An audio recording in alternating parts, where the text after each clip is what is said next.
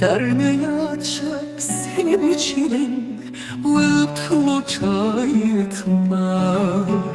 Sinavun ilişkenin Yalsin menes yüzüra Yufakudan ucritin Durumis yüdefir yitça Vela çaval karasın Lisnis anızvarita Taniles imazığın Yalsinin zuarma Alman seni mesuarım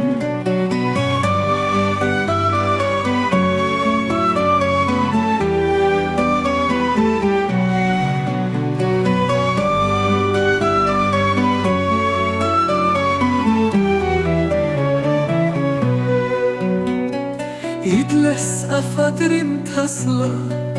Zatsım kudan varravın Velaçman tsin yagra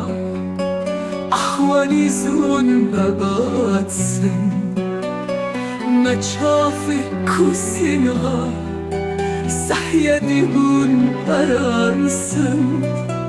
Anoği şarayetma Derneği açıp senin için Vıtlı çayıtma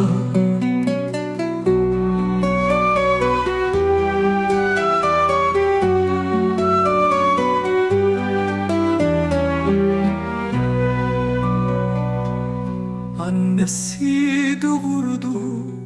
oğullarını Ama ona kardeş vermedi Büyüdü çocuklar Herkes kardeşlerine kibirle baktı Birçok arkadaş buldular Ve kardeşlerini arkalarında bıraktılar Aralarında konuşma yoktu Hatta ilk isimlerini unuttular Ana dillerini unuttular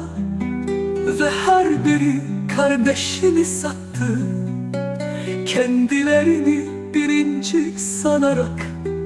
Kültürleri para peşinde düşman oldu Önlerinde çok kitap vardı Ama hiçbiri birini okumadı